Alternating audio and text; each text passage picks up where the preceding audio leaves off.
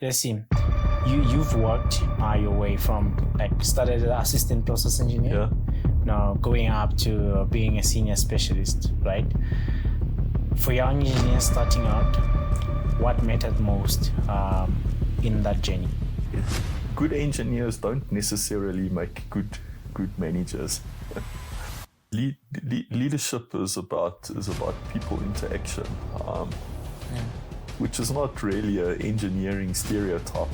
What separates a good engineer from a great one in your experience? A lot of engineers they want to jump around to the glamour project or move around. So the Bible says, raise up a child in the ways of the Lord, and when he's older, he will not depart from it. And so this man brings him close to God. It's struggle, it's pain. So that's when you find okay, actually, I have no one else to look for or to help me in the situation. And you only have one way to go. Go through him. Hi guys, welcome to P Squared Podcast. Today I have Mr. Gary Mitchell. Welcome to P Squared Podcast. Thanks, Greg.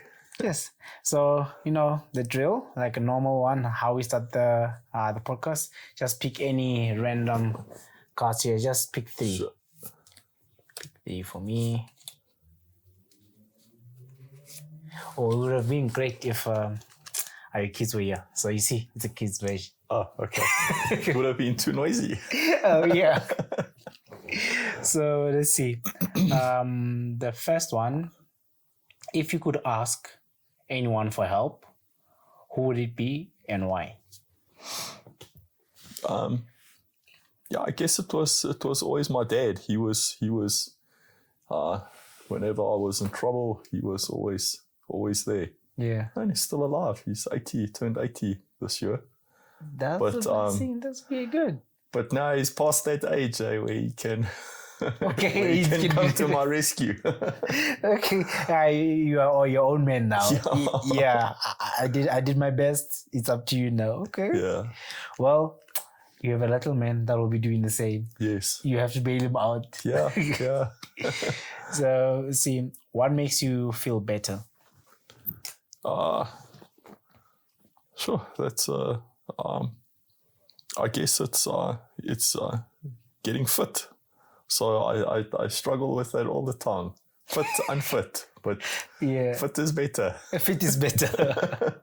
Hey, I mean, you went to Parker this morning. Be active. So that's one thing that I like, because you being active and you just I'm old now, I don't do activities or still keep fit. So that's really good. Yeah. Then last one. See, it's a festive season. This is the perfect one. What is your favorite family tradition? Well, with my kids now, it would be setting up the Christmas tree. So they already wanted it. It would have been there, but I was like, no, let's film this video first, probably tonight. It will go up. Yeah, because again, by the time this your episode is out, the Christmas the Christmas vibe or the festive season would have been a long time ago. So people were like, why is this still a Christmas tree? So okay, let's see. So I went through some of the documentation that you sent me. Then I was like, looking at your resume is something else. So I've seen it's the most diverse resume. You an engineer, ultramarathon runner, pianist, youth pastor. Yeah. Which one makes people say, wait, do you do that? I tried many things. So sometimes I get interested in something and focus on it, and then you develop a new interest and turn your interest to something else. But some things. Oh, okay. Well, if someone you have to tell them all these things that you do, which one will surprise them? Well, Comrades is always a good talking point, and people are. I'm amazed, really, how people think it's do not consider to do it. Yeah. So say a fat old guy like me who still wants to run Comrades. What's wrong with the young people? Eh? you go for a park run now, and then you think like, this is nothing. I've done worse. I've done worse, and a couple of times, not once. So, and then now you're talking about Comrades marathon. You completed 8 of them. Yes. Yeah, very recommendable. Yeah, so that's very commendable. Most people get tired just by driving that distance, by the way. So just you're doing it on foot. So yeah, it's something else. But what keeps you chasing like challenges like that, like in sport and life? Well, with Comrades, I always wanted to finish the 10 Comrades to get the green number. Okay. But Comrades is a very big ask. It just it became difficult to sustain that preparation, and it's 25 years since I ran Comrades last one. Quarter of a century. Because I saw even like the years that you ran your Comrades. Yes. It was back to back. Yes. And then there was a period where you stopped, then you went back again. Once I missed one, it was hard. And then I ran the 2001, which was a special one. And coming up in 2027 will be the 100th running. So I really, really would like to be a part of that. Yeah. Okay. You'll still be able to manage to do it on the 12th now. It remains to be seen. The 100th one is next year. No, next year will be 99. 99, okay. The one after number 100. Yeah. So you still have how long does it normally take to prepare? So being a consistent person, like preparing for 5 or 6 months of training. But I was younger then. Okay. I realized I have to. You didn't have responsibilities then? I have to start earlier to train. And big for me, a big part of Comrades is I have to get my weight. I know where my weight needs to be, and I'm a lot above that point. So I've got a lot of work to do. Compared to those days, well, you're still doing it. I mean, you're doing it like I saw most of your times like 10 hours. Yeah. Around there. Well, in those days, the cutoff was 11 hours. Was 11? Yes. Oh, okay. Yeah. So that's why people now, okay. Yeah. Why did they increase it? In the 2000 race was a special race. They brought, so the original race was a 12-hour cutoff. Yeah. Then they went to the 12 hours for that one as a special race. I think they went back to 11 for a bit. Then they went back to 12. Okay. The extra hour helps. The extra hour helps. A lot of people wouldn't be going there. Yeah. Even one of I see, because I don't know if it's a Secunda thing. I see people like running. I'm like, why? What's happening with this town? People running all the time. So it seems like there's nothing to do here. People just run. Well. Yeah. But let's see. Going into the engineering now. Sure. So you've been in this for 32 years. End of this month. Yeah. It's a long journey. That's years of service at Cecil, but I consider it to be more. So I got the Cecil bursary when I was in matric. Yeah. So that was 38 years ago. Is it 38 or Yeah, around 1989. So that's when my relationship with Cecil started. And Cecil just celebrated 75 years. That's almost half of Cecil's existence. You are part of the furniture. Yeah, you are part of the furniture. I still remember when Cecil did the 50-year celebration. Seemed like a big thing at the time, and now it's 75. Still here with it. Yeah. Well, I hope it's still see you at 100. When it gets to 100, you will still be here. So, but you never thought about going to other companies or? Yeah. But Cecil's been very good to me. Secunda is a funny place. When engineers come here initially, they just want to go away. Yeah. And if you stay for a bit, then after a while, you don't want to leave. Yeah. Okay. And Secunda is home for me now. Yeah, it's really now. Yeah. Okay. So let's see. You've worked your way from started as assistant process engineer. Yeah. Now going up to being a senior specialist, right? For young engineers starting out, what mattered most in that journey? Is it talent, discipline, sheer consistency throughout your journey?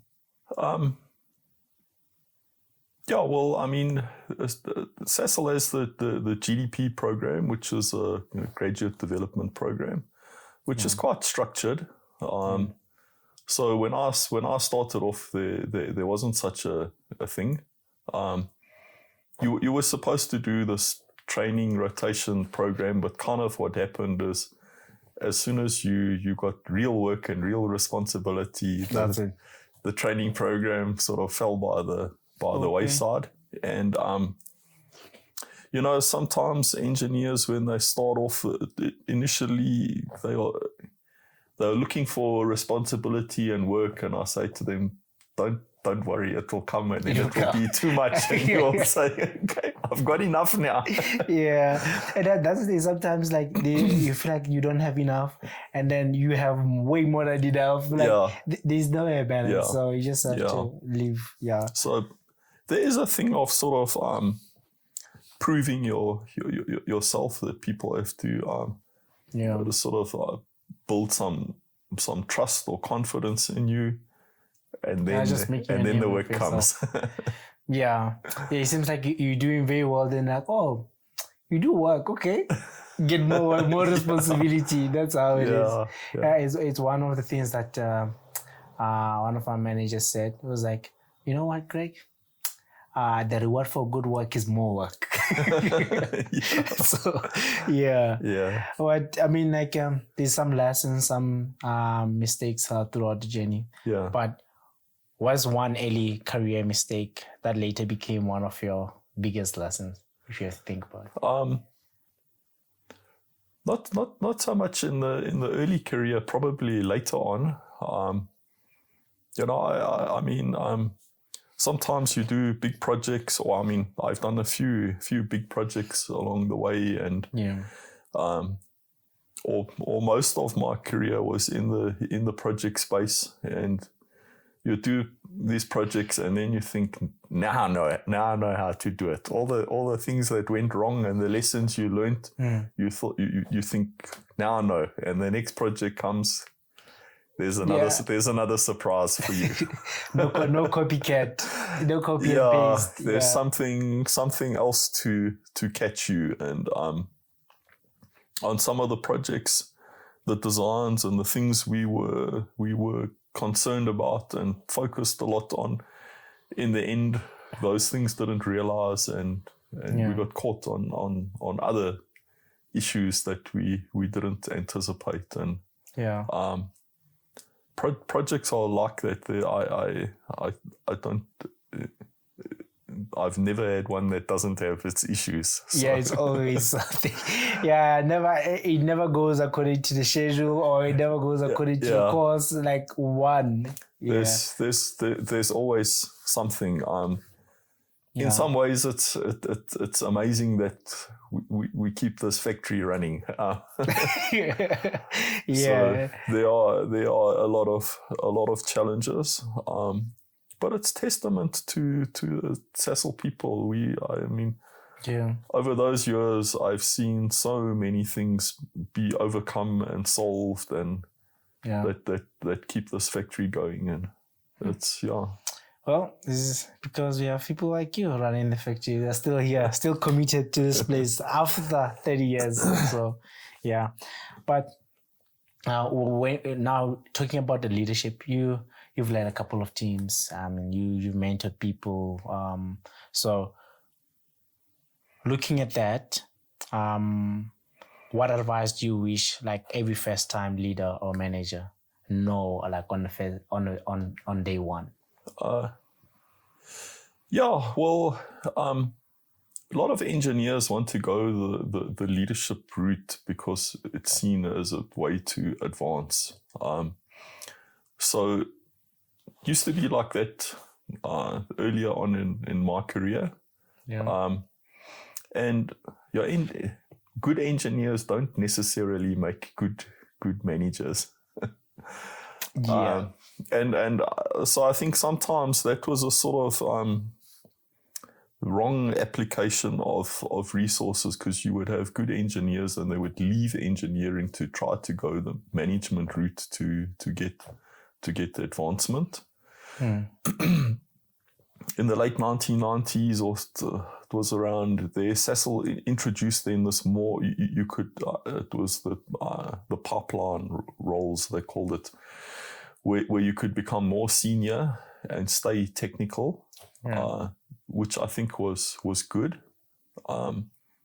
Later on, with other restructuring programs that have happened, they've effectively taken that path away.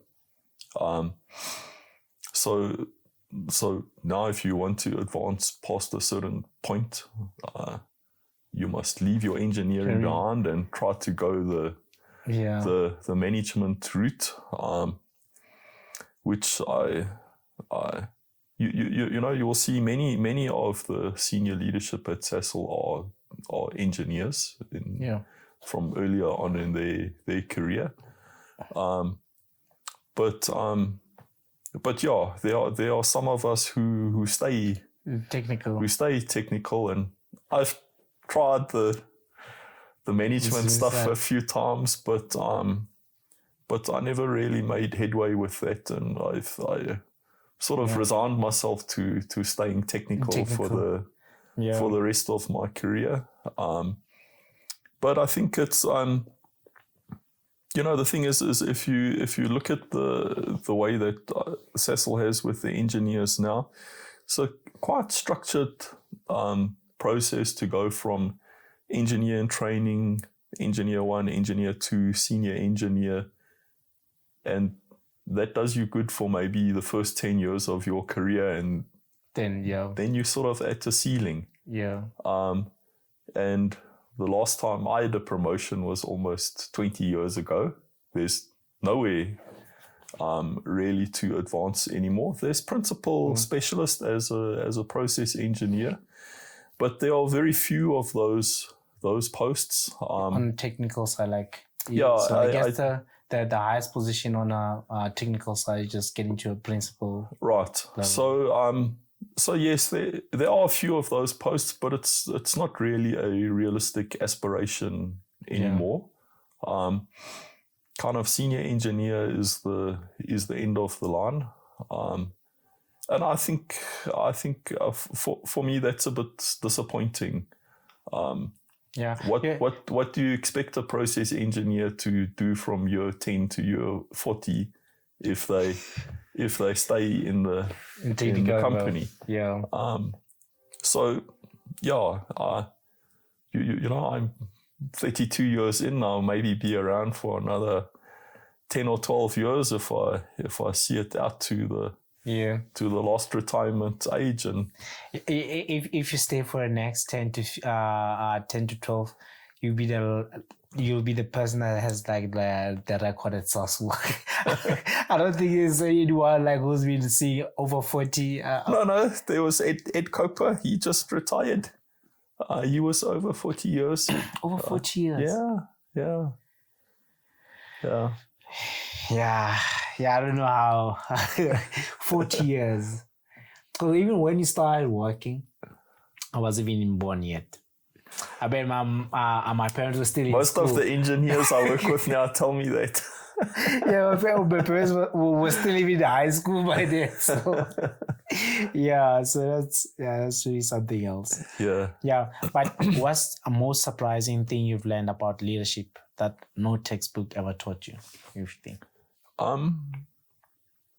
Well, engineering and textbooks don't teach you people interaction skills, and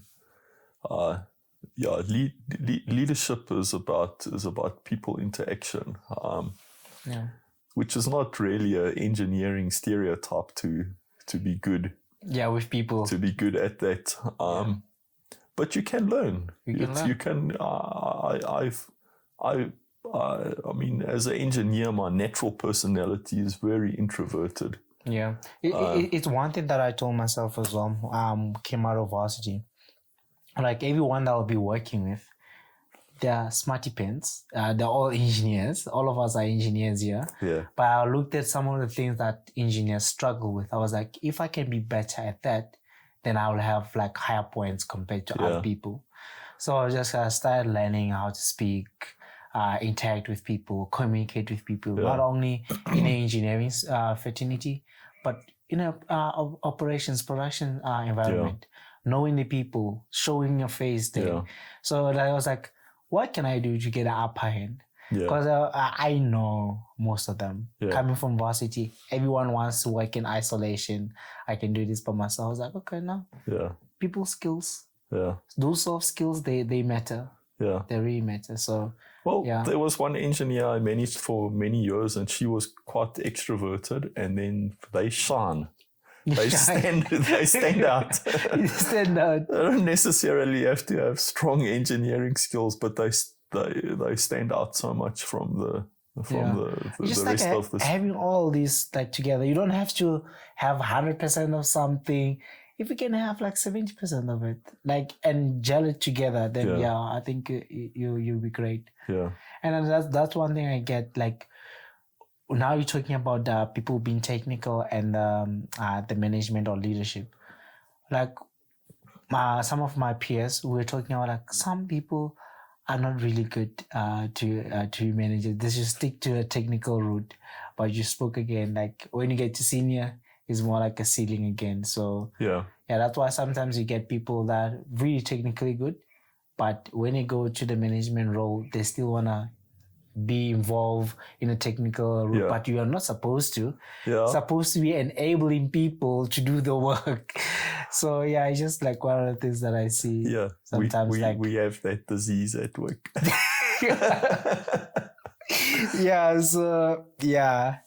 I guess I don't know, how do you change that? I just don't know, how do you change that? Like, because somehow you want to progress in your career, but at some level you have to leave the technical route. So it's one again, when you're having interactions like with the VPs, it's like, if I have to be an engineer now, I'll cause a lot of problems at the plant. They forgot about engineering and all of that. So but looking into some of the work that you've done, so what's the project you worked on that made you think this is why engineering matters? I can't really single one out as such. I mean, there were many of them. I'm picking one for you. What do you think about the 17th reform? Oh, that was great. I don't know what you know about that project. So that was one where we broke all the rules. So normally our project execution model would go through all the approval gates. So on that project was the one we did them all at the same time. All at the same time. Pretty much. I mean, we had the big business need to do that project, and that's also one of the things I saw is if business needs the project, that pull from the business side, you can really do the impossible. I've been on the other side where we've tried to push the project onto the business that they didn't really want. And those projects go slow and take many years. I see. But 17th Reformer, that one, it was actually a very interesting project. We had a company who they had a cancelled order, and suddenly they had half-built equipment, and Okay. they didn't have a customer. So you just got that. Oh, okay. And that was part of the reason how the project came about. But the commercial stuff, I mean, we must go through competitive bidding. And that company didn't win the bid. It went to another company. And we did that project in record time from start to finish was 29 months. So just two and a bit years. Yeah. And that was fast for Sasol at the time. You had money there. Well, we that project went to the board with no design. We had a team of experienced people, and we went and walked around and saw where could we make tie-ins and fit the plant in, and came back with a very preliminary proposal, and the project was approved with only one check at the end of engineering to validate it.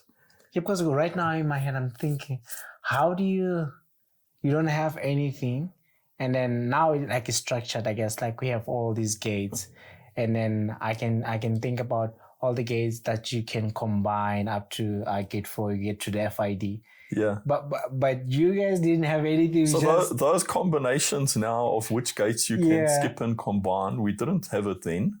You had the normal progression, do a concept package, do a basic engineering package, do a detail engineering package, then construction and implement. Yeah. On that project, to make the schedule, we went directly to detail engineering.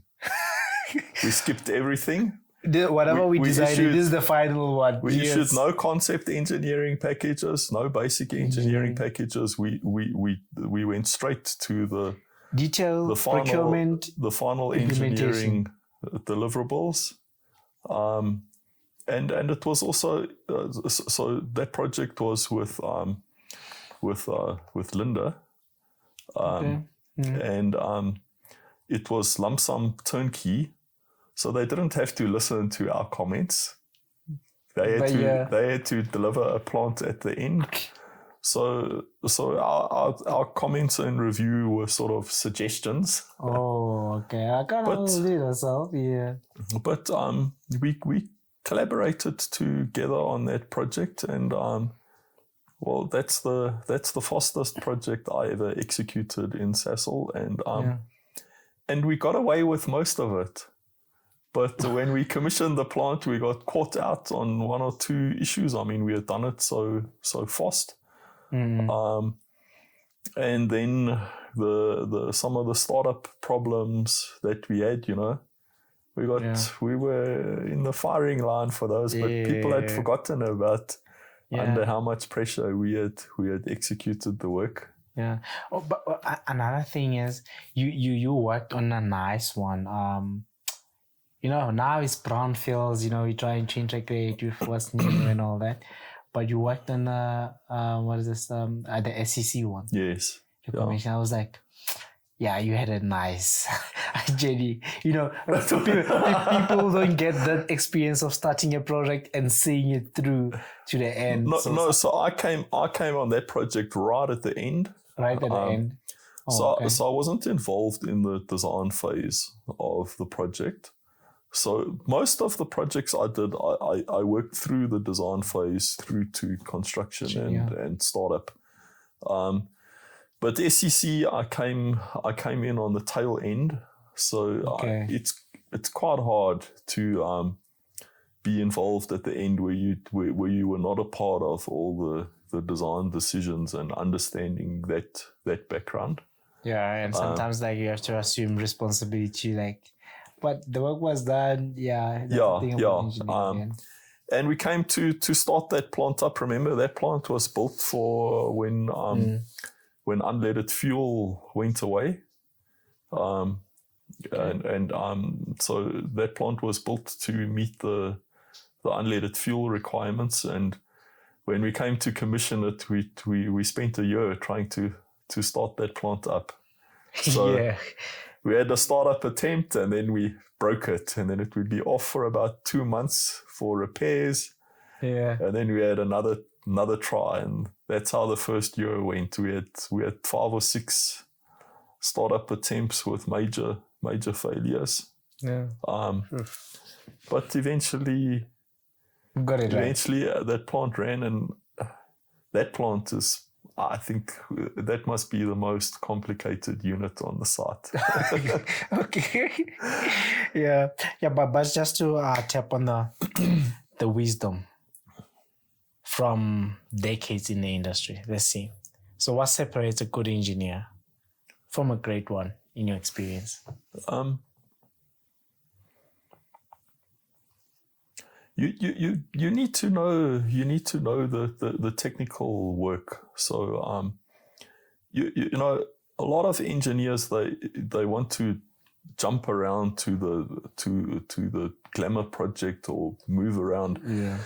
So what I've said to a lot of engineers is, if you work on a project, it's good to see it through the whole cycle. And even if you worked on a project but you don't see it through to the end and you move to another department, I say, when that project or that plant or that unit starts up, come back and have a look. Nobody's stopping you from going and seeing what's going on there. Doing it, You know, I said to many engineers before as well is, just because you don't work on a unit or you're not assigned to that department doesn't mean you can't walk into the control room and talk to the guys and ask for somebody to take you out and look at the plant. And when people want to learn the stuff, I say, go do it after hours, and then they look at me like I'm mad. But if you want to know, you put in more hours. You can know. Yeah. Like, when was it? Last week, it was Sunday. I went to the plant. Only thinking about it now, I was like, why did I go to the plant? But just to learn most of the stuff. I was like, some of the things I didn't get to cover them over the week, and looking at the work that I need to do over the week, in the coming week, is not gonna cut it. So I was like, let's go today. Yeah. On a Sunday. Yeah. So So you know, focus on becoming a good engineer. It doesn't matter if you were on the glamour project. You don't need to be on the glamour project. But if you focus on becoming a good engineer, then you will be able to apply that to whatever opportunity comes up. Yeah, I see. So, you see, like we touched a bit on it now. Even young professionals, they often want like fast promotions and all that. So, what would you tell someone who wants to skip the struggle? Let's put it that way. There's no skipping the struggle. Yeah. No, engineers always want the promotion. I was also guilty of that, thinking they came too late. And when I did line management, that was always the issue you had to deal with. When's the promotion coming? Yeah. But one of my managers taught me an important lesson along the way is if you take somebody for promotion too soon, because you need to get it through.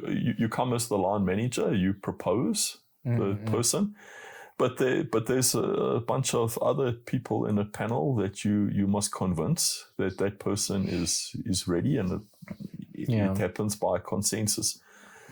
So if you come as a line manager and every time you're bringing somebody too early, in the end you lose credibility with the panel that you must get to approve the people. So it's quite important to take people for promotion proposal at the right time. Because otherwise then your peers start to discredit your proposal if you bring people too early all the time. Now that frustrates the people that want the promotion because they think like you think they should be getting it now. Person, then, and that also happened to me with my promotions before, where where I thought my managers should have done it, but there's line manager with their experience needs to assess when are you ready for it, and will it be supported. Sure.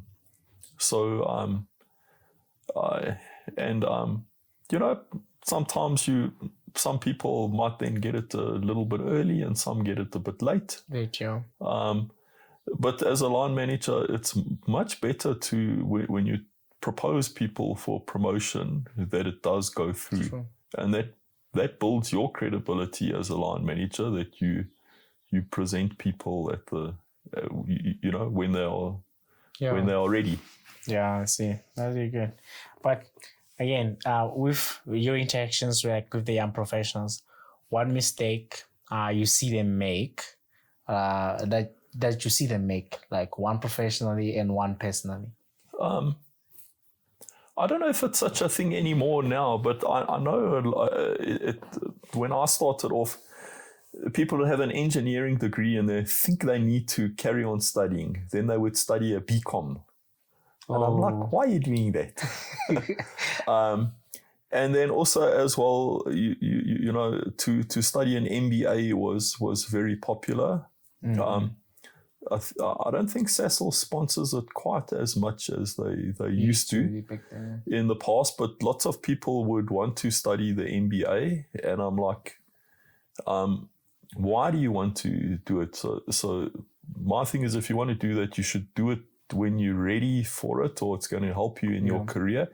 If you're just doing it to add a qualification because maybe down the line you think it will be useful, I don't think that's very helpful. And so instead of studying the MBA, I went and did a diploma. Oh, one diploma. For 2 years. Yeah, I know, but that diploma, we're coming back to it. That was my alternative to the MBA. So. Oh, okay. Yeah, but that was purely for my own. Yeah, for my own pleasure. So. Yeah. Oh, okay. So yeah, because I was just thinking like if you see like the mistake that you usually make, then someone who will be watching, they can like say like, okay, maybe I'm also in this path and I'm doing this. Maybe I should just stop doing that. So yeah, looking into that. And we've been talking a lot about work and everything like in between. Come to the funny side of things a bit. You said you went and studied like your diploma. Yeah. It has to do with wine. Yeah. How was it? What convinced you to go that route? Well, what happened with that actually was so we have SAICI, South African Institution of Chemical Engineers. There used to be the local branch here. I'm not sure if it even functions anymore. But they organized a local. It was called the introductory course. Yeah. So it was a 4-week, one lecture a week, and the cost was equal to like a case of wine. And I thought, I'll go do this thing. I thought, what can they teach me? Yeah. At that stage, I'd drunk wine for, I don't know, 10 years maybe. I thought, you can. And I was amazed how much I learned. So before, if you sat in the restaurant and you got a wine list, you would look at all these funny names. It was always a mystery. Yeah. And suddenly I started to understand something about that. Yeah. And it was quite interesting. And so I went on and did the next one, which was called a certificate course. And then I did the 2-year diploma. Yeah. Which included tasting exams. So my joke was always, if I fail, I'll have to rewrite. Taste some grapes with this. Okay. Man, now that it's raining and we're talking about that as well, what happened to the underground cellar?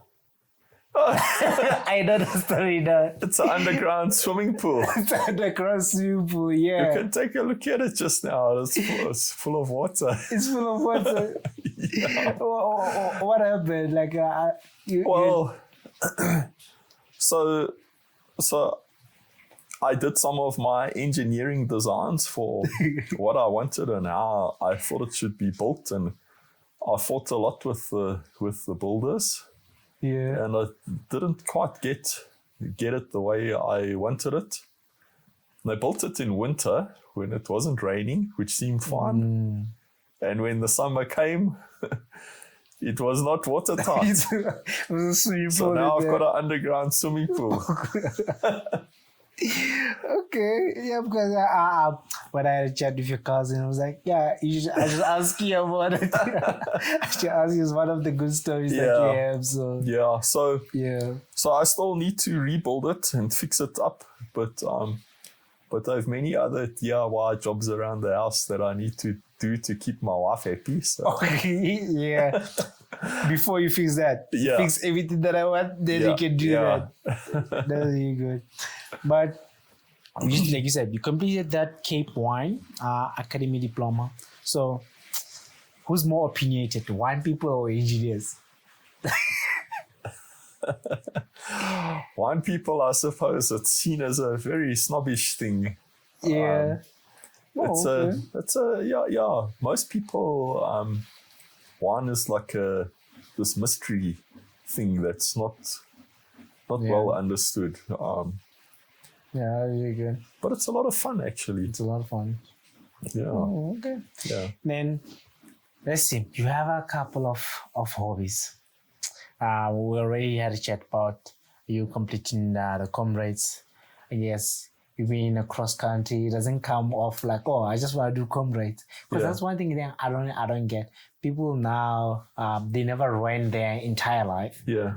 Only running starts now when you're an adult. I was like, no, it doesn't happen. You must be going through something. This is how you deal with situations. But you started a long time ago. Yeah. You started with cross country. Did you try the short distance, or it was like, nah, you want to do the middle distance? No. Do you do short distance as well? Yeah. In high school. Did it work? I was not particularly good at it. But I enjoyed the individual sports. I see. Running, cycling. Cycling used to be my favorite sport in high school, but because I know what happened was I liked short distance until I got into middle distance and cross country. Then I saw I was exceptional at that, but I liked the short distance, but I wasn't good. I was good in my school. Then when you go compete with others, I was not very good. So then when I started jumping into the middle distance and long distance, even when you go provincials, I would like win then. So that's how we started. So now when people tell me about running, I was like, I was doing this as in like a professional. I was doing it to win. You guys are doing it for fun. I was like, so even when I got here, then I saw people going to park run. When I started, I started with that mentality, like, oh, I'm still fit. I want to win this thing. And I realized, like, no, man, you're not like that person anymore. So just doing it for fun, help volunteer if I want to, or just jog. But that's where I'm at right now with the running.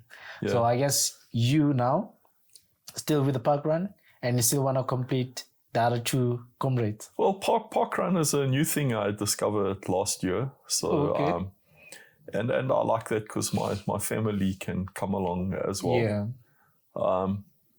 The Comrades thing is sort of interesting because I had an uncle who used to run Comrades, and then he would come and stay with us. So I grew up in the Memzimtoti, just south of Durban. So it was close to where the race was happening. And, growing up, it seemed to me like he was there every year, but later on I realized he only ran for Comrades.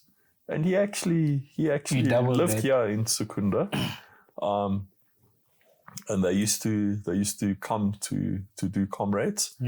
that's kind of where the interest came. And also in the 1980s, Comrades became a big thing on TV, became very well recognized.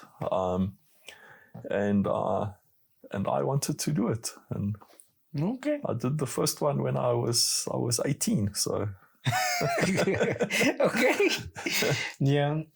Now another interest that you have went through your whole house. The planting. Yeah.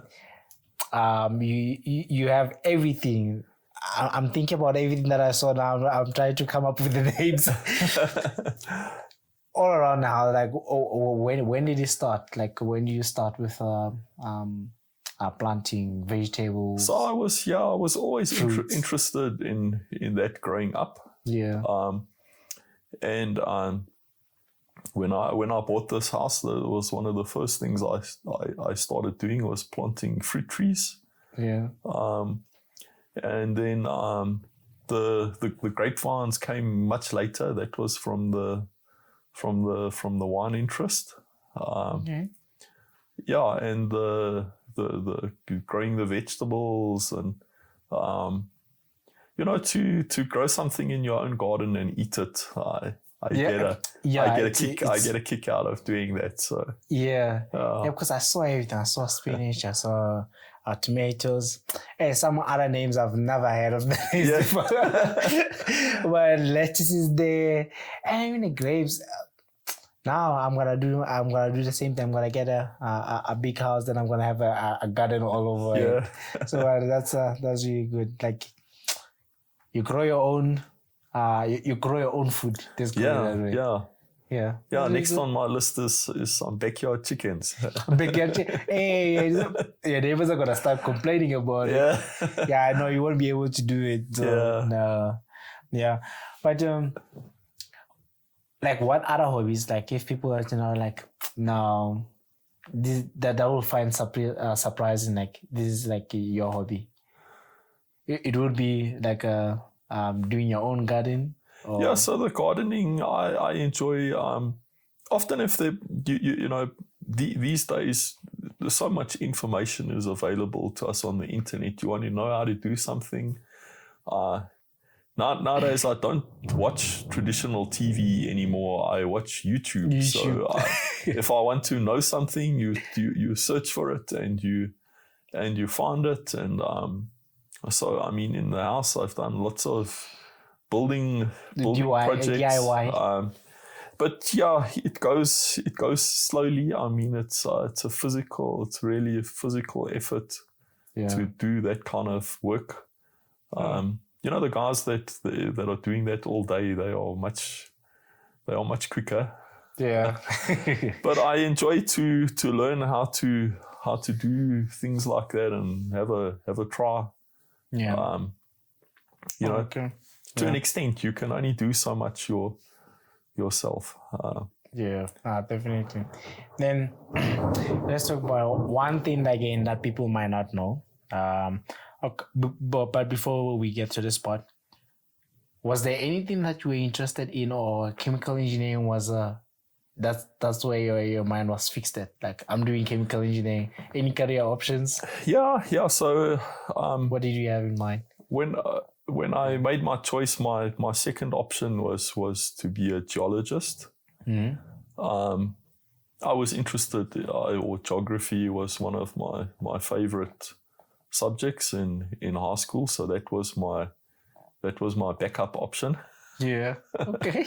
But even, I mean, you must remember those days when I made a career decision, there was no internet. Yeah. You wanted to know something, you went to the library and found an encyclopedia. That's it.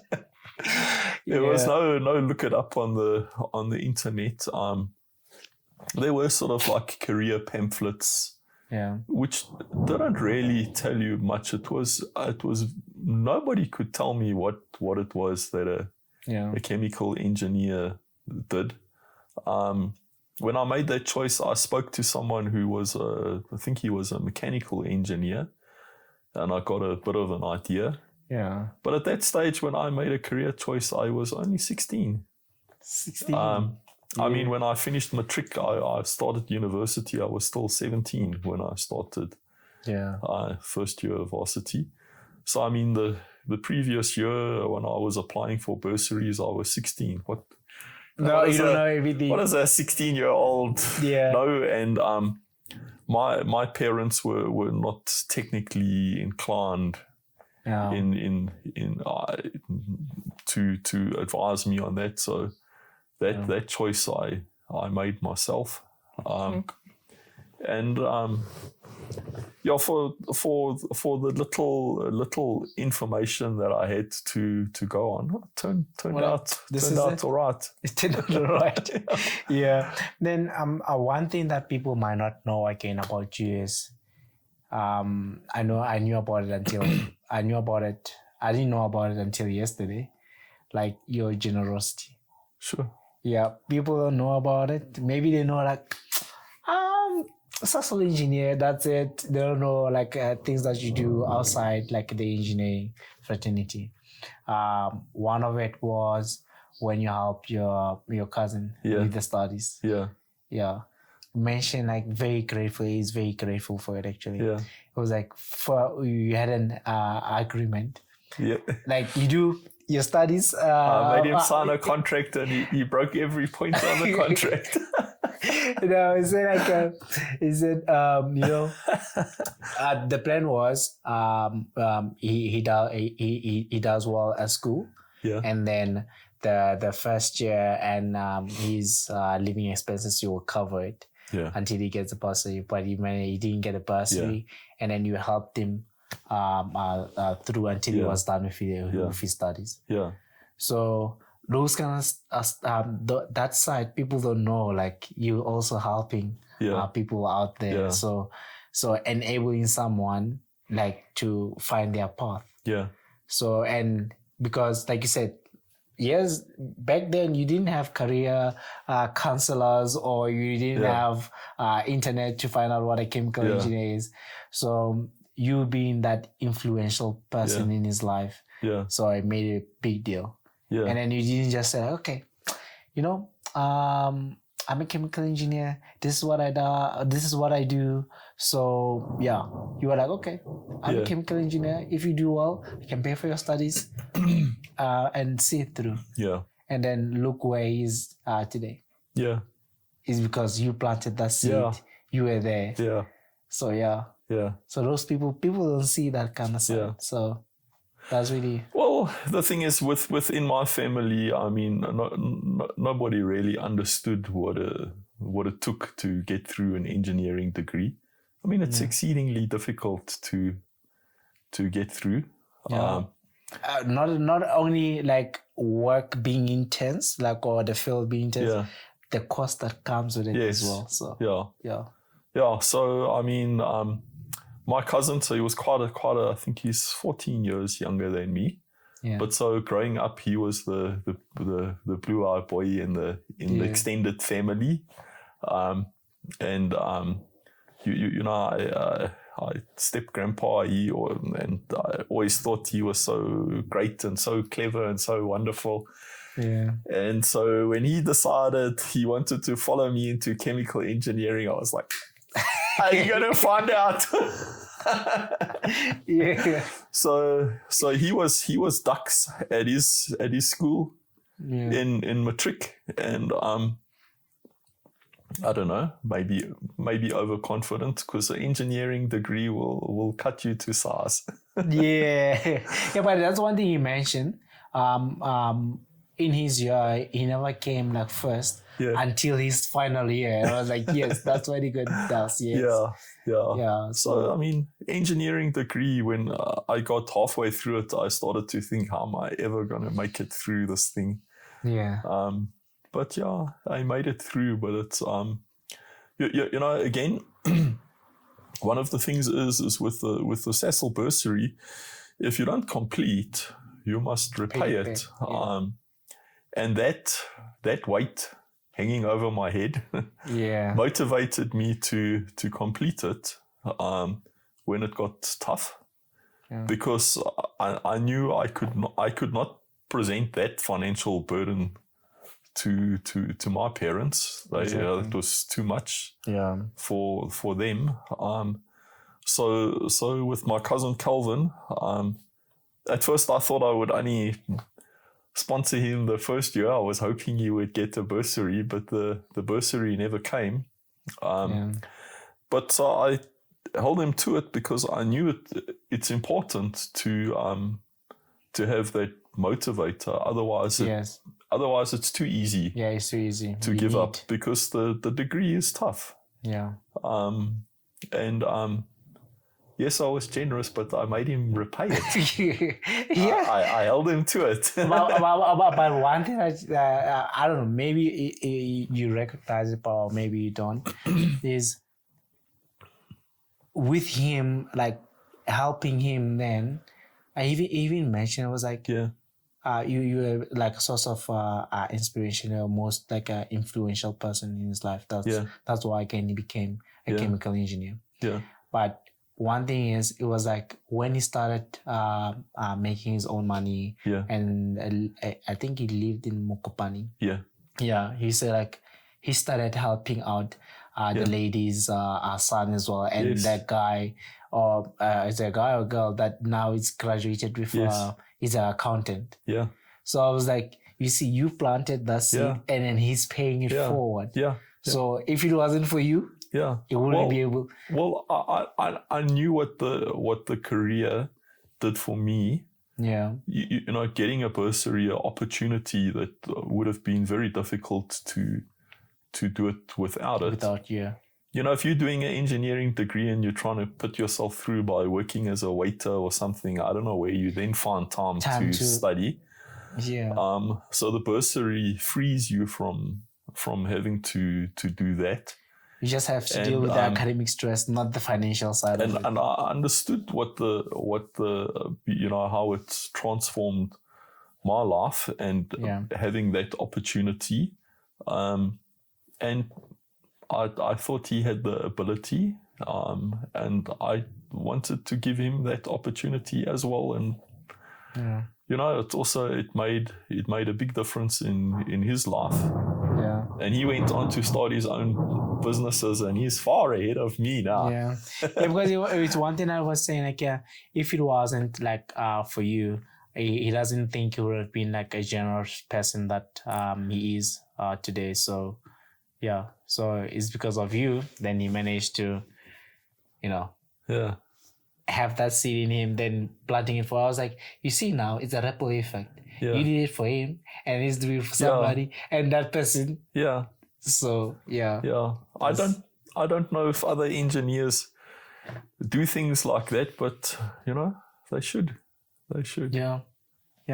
Well, your generosity extended forward, so that's really good to see. Then there was I'll come back to the Comrades one, but for this one, I want the one-word answers. Let's see if you have that one. Leadership style in one word.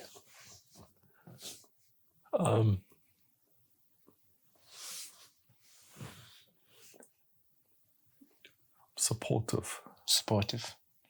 Your strongest professional trait in one word. Detail. One word that defines great engineering.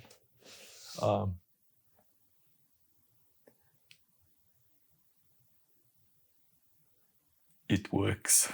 It's 2 words. Functionality. Functions. One word that motivates you at work. Satisfaction. One word that describes your career journey.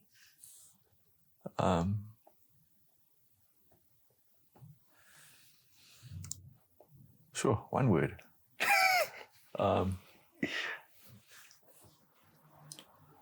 Opportunity. Okay. Then the funny side now.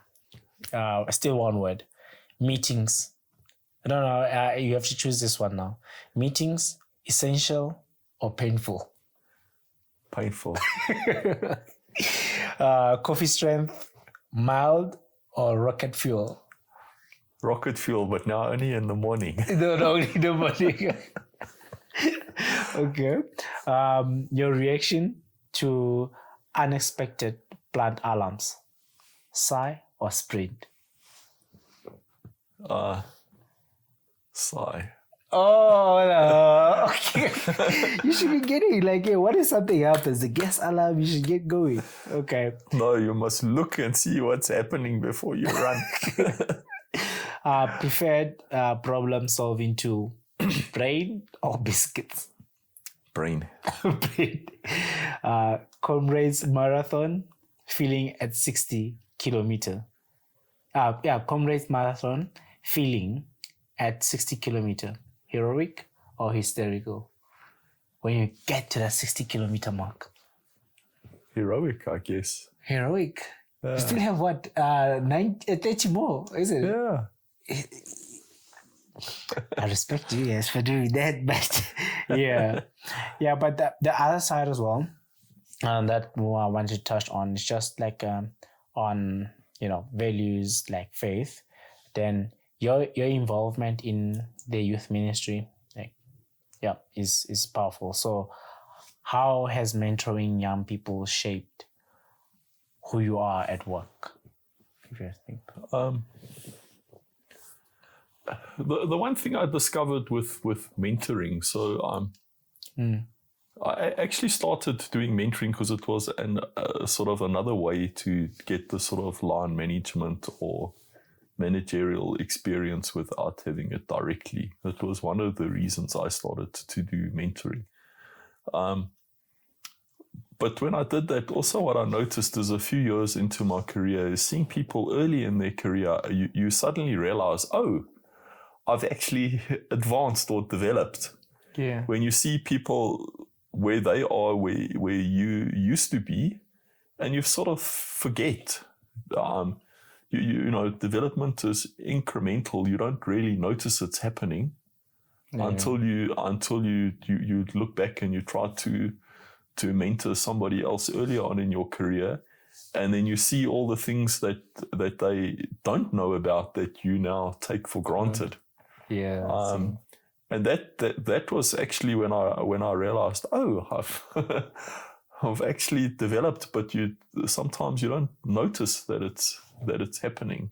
Yeah, I didn't think about it. Yeah. So, but then what is this one? What's one value or principle from your faith that guides your decisions, even when no one is watching? So I think it's integrity. So once I can explain to you how it happened, but I really became serious about my faith. And for example, I started to tithe in the church, and then so if you do something like that and you're wanting God to bless you, like for example in your finances because you're being faithful with it, well then you will discover that if you're doing that, you cannot cheat on your tax return, for example. Because you can't try to be faithful in one thing and you're dishonest in something else, and now expect a blessing on that. So what I found is from my faith, when I became more serious about my faith, it affected other parts of my life as well, as it should. It does. Yeah. As it should. If it's not transforming your life, then then it probably isn't genuine. Yeah, and some of the things as well, like the more you become serious about you living your life according to the good book, then everything that you were involved with that was just around you, it starts to fall off. And then you're like, you're getting into this new identity and you don't know how to navigate it. And some people, that's when they fall back, like, okay, let me go back to what I normally know and just deviate from this. So but sticking it through even when it's painful, I guess. Yeah. So yeah, because I never want to pass up a good ministry opportunity. So I mean, my parents raised me in the church. So the Bible says, raise up a child in the ways of the Lord, and when he's older, he will not depart from it. And, so I grew up in the church, and then I had my sort of prodigal son kind of experience where when I got older, I was only too happy that I didn't need to go to church on a Sunday anymore because it was my own decision. And for many years, I was not active. And, the thing is, so you're an engineer, you have a good job, I had a house, I had a car, I had food to eat, your needs are satisfied, and it's a very dangerous thing. You can become sort of distance from God, like you don't need him. Then I had a first marriage, which ended in divorce. Then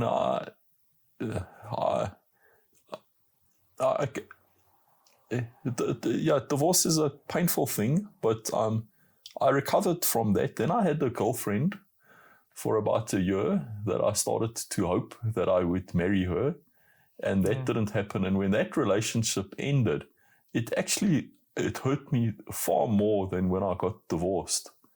And it was like I ran back to God almost. It was like so painful. That I didn't know what the thing I did was I turned to God, and sometimes God has to bring these interventions in your life. I was like, okay, that's the thing again. The only thing that makes man brings him close to God is struggle, is pain. So that's when you find like, okay, actually, I have no one else to look for or to help me in the situation, and you only have one way to go. Go to him. And that's what happened to me. And so from watching TV, I would sit and channel up on DSTV, and I'd seen the Christian channels. And when I was suddenly in that painful situation, I started watching that stuff continuously. And on the weekend, I would watch it for 12 hours a day, you know? So most people would go to church on a Sunday and listen to a sermon for half an hour. And I started watching that Christian TV, and on a weekend, I would consume the equivalent of sitting in church for a year. And all of a sudden, my faith and my Bible knowledge just increased. It just is a good example again, just for people to notice again. Whatever you consume, whether it be music or watching on TV, it has an impact on you, whether you like it or not. So you were sitting watching TV, listening to those sermons, and then your life changed. So people should be careful on what they're watching, what they're listening to, the music and everything. So and from that was almost 20 years ago, and it transformed my life. I became more active in church. You know, before, if I went to church, I thought if you put 20 rands in the offering, it was a lot. It was a lot. And suddenly I started to put more and more, and I watched it. And that was also a revelation for me. And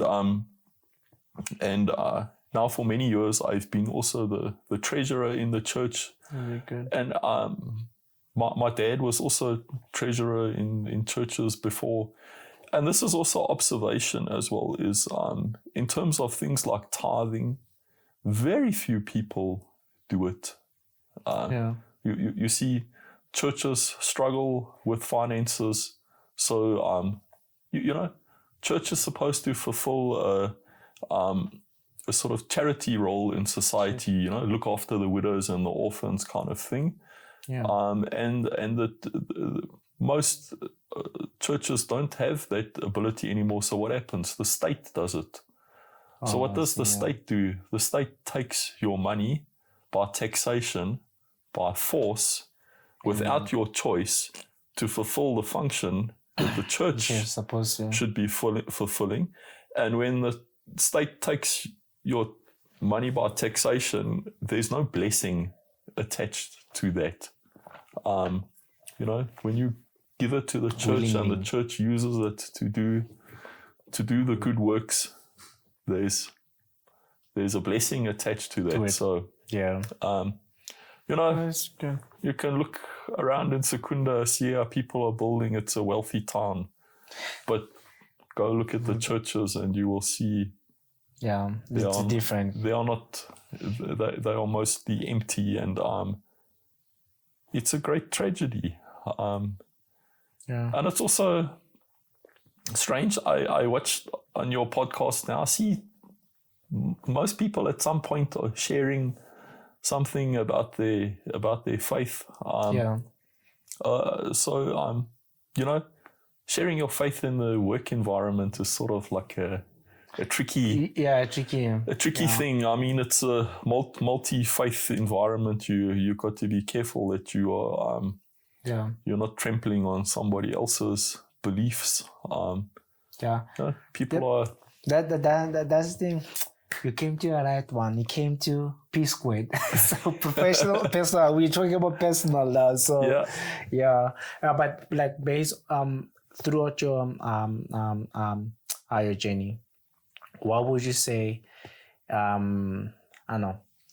Is a favorite teaching from the Bible, or the scripture that you resonate most with? What would you say that is? It comes to the top of your head. Yeah, there's so many of them. If I tell you one, I will think of a better one later. In Revelation it says they overcame by the blood of the Lamb and the word of their testimony. So it's what Jesus has done for you in terms of your salvation, and then it's also about sharing testimony, your own life, what's happened in your own life. If you, it's not that because I don't even like to call it religion. Christianity is about relationship. Yes. And if you are not a Christian, you will not understand what that means until you get there. Yeah. So it's the finished work of Jesus for our salvation. And the word of your testimony is, I was lost, I was a sinner. Yeah. The gospel message is about finding the way. And, the sad thing is that many of us in work, we are focused on the professional stuff. It's so dominant and important. But if you miss this thing about your salvation, that which you do will be the wrong things. Will be of no consequence. Yeah. So as much as we get focused on our work and our profession, in eternity, I know the bit of work I do at the church will matter more. Yeah. And when you're talking about, if you're a Christian, you don't understand, you wouldn't understand, like it's about the relationship. I was thinking now, a lot of people are more concerned about forming relationships out there, be friendship or with a family or a romantic partner.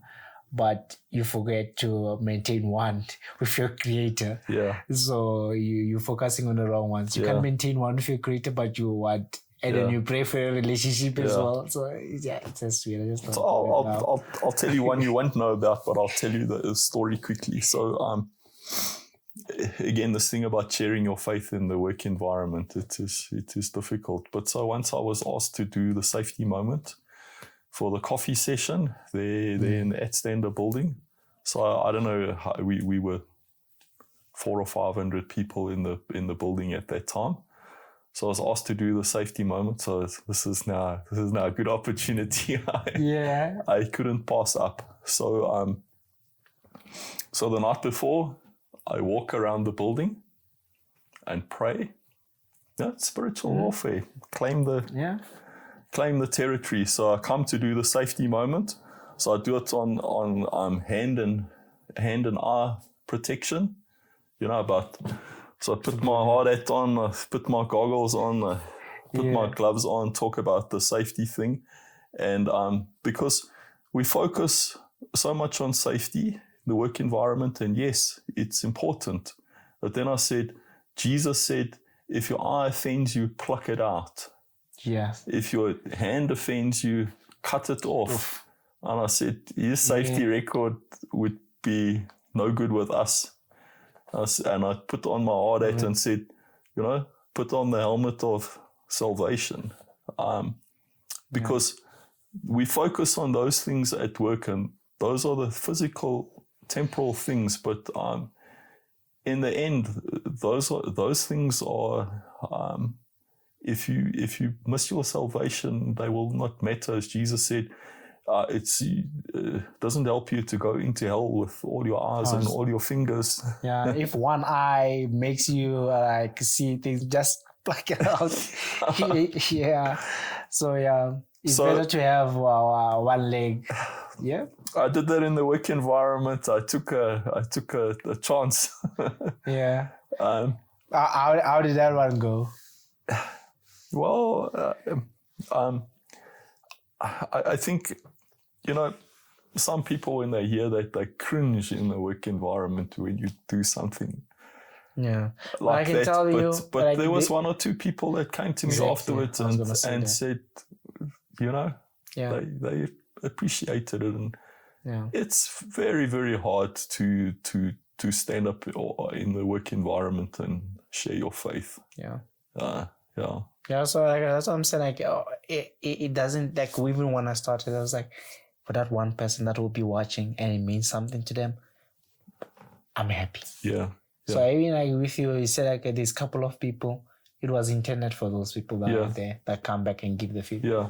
So, yeah. And sometimes people think, how can you be a technical person or a scientific person and believe this religion nonsense? But life hasn't touched them a bit, so yeah. But you've been in the interviews. Is it Buzzard interviews? Yeah. Have you been in interviews for people for positions? Yes. Those ones as well. What advice would you give to the young professionals that are going through that phase of getting interviewed? How should they sell themselves, or is any tips that you can share with them? Yeah, it's if ask you a question about the work you've done, you know what you've done, you should be able to explain it.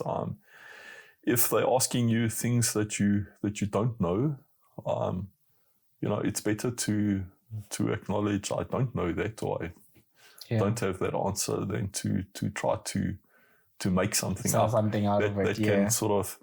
That can sort of be worse.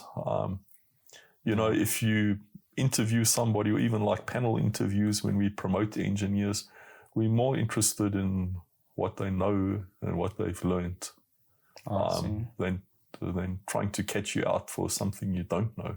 Yeah. I see. That's really good. Then, what excites you about the next generation?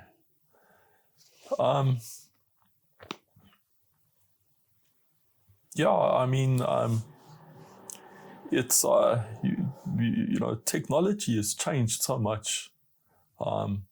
They have access to so much more. I look at even like my kids. They have things we couldn't have dreamed of, my wife and I, when we were their age. So in some ways they have those many more advantages, but somehow they also miss out on the. I joke even with my kids now. I say, in the olden days, wasn't so long ago. So even although there are things like that, there are still many fundamentals of people interaction, which don't change. They actually don't. Yeah, it's always on a little screen. They don't want to interact with people. Yeah. Well, okay. Then, if you could tell yourself, your younger self, one thing about work and life, what would it be? Well, I think when you are young, you just don't appreciate the importance of what you're doing then and how it impacts your future. Yeah. Because even now, I reap the benefit of the studying that I did when I was in high school. So I look at even schools, for example, that focus on sport, and I'm like, okay, I mean, I run Comrades marathons and things like that. I understand that thing about sport, but the school focus on sport. When you finish school, maybe a few people can make a career out of sport and become a Springbok rugby player. Yeah. But that will be a tiny amount of people. I think for the most part, I don't see how that benefits you afterwards. Yes. And in high school, I did the sport that I had to do, and I tried to put my focus on the academic side to get an education and a career. If you miss the focus on that, you kind of get one chance. It's very hard to after you finish school to realize, okay, I didn't sort my education out properly, and to try to go back. And I've known engineers that have done that have started working and gone back and studied. Yeah. It's very hard to do that. And if you I think there are many kids at school who are squandering the opportunity without knowing it. And once that opportunity has passed, it's you sort of it's you not miss easy it. rewriting the past. Yeah.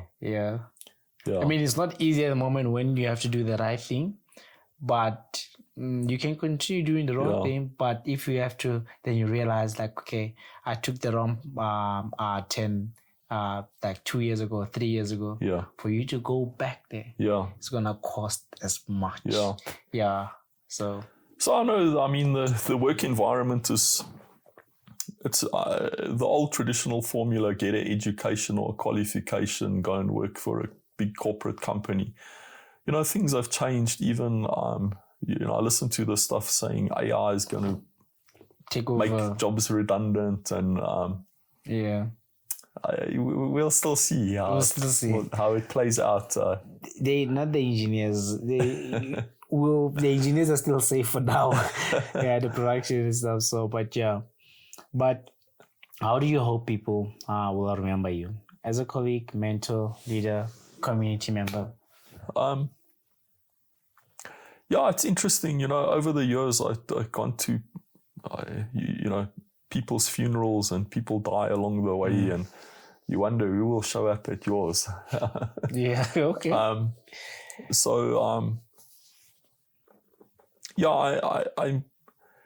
I'm not really sure. The thing is, like I said, I'm an introverted, quiet person. I'm not sure who will remember what I've done along the line. And I think even in the time for the 30 years I've been at Sasol, is the people I knew when I started, they are gone. And the new crop has come in. And there was a time when I used to, or many of the people I used to know, they are not there anymore, and there are many new people there. I don't know them. So when my time is done, I'm not sure who will remember. Well, that's why, again, like, people, I've seen a couple of messages on the internet. I was like, people at work won't remember the hours that you put in, like late hours. the only people that will remember is your family, your kids. Yeah. They'll remember that, like, oh, you missed my birthday, or you were supposed to do this, but you were doing the work. Yeah. So it's just like, just tread carefully with this work life. Yeah. So your family as well doesn't, because I will remember, like, oh, yeah, you missed my important day because of work. That they will remember. Yeah.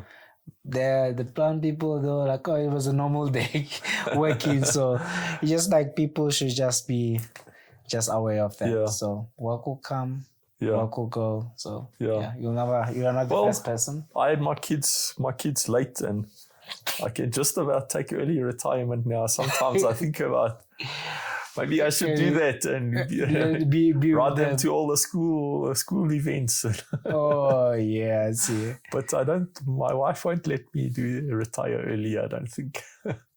Well, oh no, yeah, she shouldn't. Like, yeah, you must keep on working. they're still young, so yeah. But last two, let's see. What's a myth about engineers that you like to bust once and for all? Sure.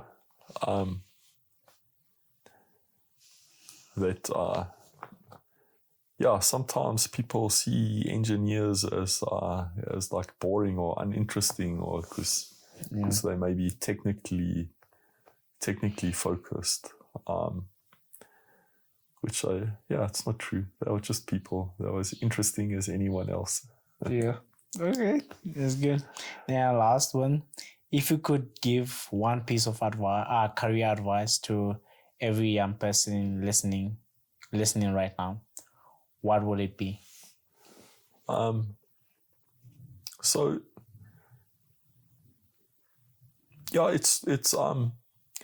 It's try to figure out where you fit in, or not everyone's going to become an engineer. It's about having some kind of understanding of it's not just your skill, it's about what you enjoy, and where your interests are, and to try to, if you can channel that into a career, that's the best way to do it. Most of us end up in jobs we dislike. And then now you're gonna make someone's life miserable there. Yeah. So if you can get into a career that's what you enjoy. So the thing is, for me, there's a lot of things I enjoy about engineering, and then there's a bunch of other stuff that comes with it, admin and that kind of thing, which is not enjoyable, but there is a part which is enjoyable, and that's what I got satisfaction out of in my career. I see. To make the design and solve the problem and see it. See the equipment. I worked a few years before there was a piece of hardware in the plant that I designed, and it's very satisfying. To see your work up there. Yeah. Like I designed this and it's right there. Yeah. There you go. Then closing it off, 3 more again. Sure.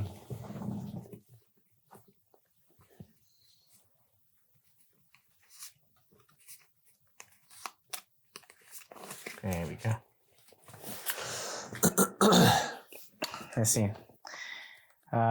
If you were invincible, where would you go and what would you do? Invincible.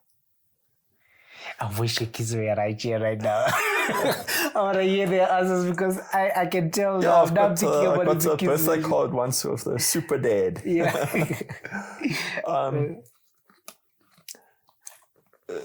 To choose a place where to go, I would like to go to Antarctica. Okay. To set foot on that continent. Yeah.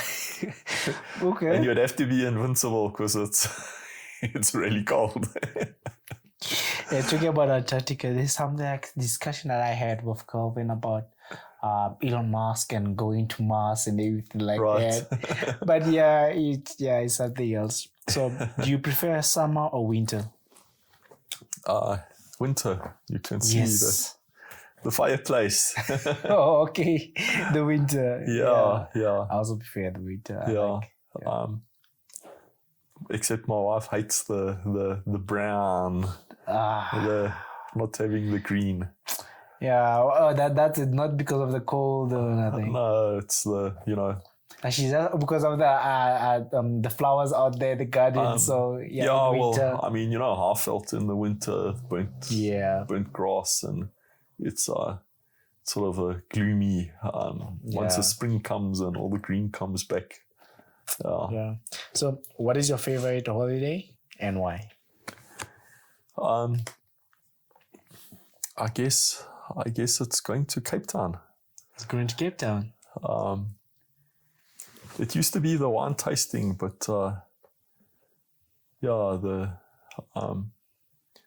there's so much in the Cape that's really, really very interesting, and mountains and scenery and so. Yeah, because I was just wondering for a second. I was like, originally you're for Amanzimtoti and you come to inland. There's no beach here. Yeah. So you don't appreciate the beach when you grow up there. Until you're out of it. Yeah. Yeah, Missed it afterwards. Yeah. Then in closing, I told Calvin to give you a message. What do you think he said? I don't know. Well, this is not PG, so yeah, no, kidding. He said, "Thank you for being a positive influence in my life when I need it, and for enabling me to be able to pay it forward." Okay, Word forward. Great. Yeah. So, yeah, but Ms. Gary, this is end of our contract. Sure. I think we've been speaking for 90 minutes now. Okay. For 90 minutes. But yeah, thank you for sitting down with me and sharing your career journey and a glimpse of your personal life. Sure. So. And welcoming me into Greg, your home. I wanted to say to you as well, this thing you are doing is very special. Thank you. I'm sure you will develop a lot. I see you're interviewing people all over the company. Yeah. It's quite revolutionary. I'm impressed. Yeah. Thank you. I was like, we can reverse the time now. I was going to say, I'm doing this for the mini Gary back then because it doesn't have a career advice. But the thing is, the good thing about it now is kids are always all over their phones and all that. Yeah. So if they're confused as 16, 17, like, oh, I don't know what I want to be, they can just pick up their phone and then check someone's journey. Like, oh, there's someone that studied chemical engineering. What is this thing about? Yeah. Learn through their journey. Yeah. So even like a lot of negative things on social media. Yeah. Why can't I just use the same social media spread a positive message? People learn from one another. So yeah. No, it's really a great thing. I hope you continue for a long time. I will, definitely. I will. Yeah, but thank you. And everyone who's watching, thank you. Appreciate your time. And I hope you take one or two from Mr. Gary's journey. So, perfect.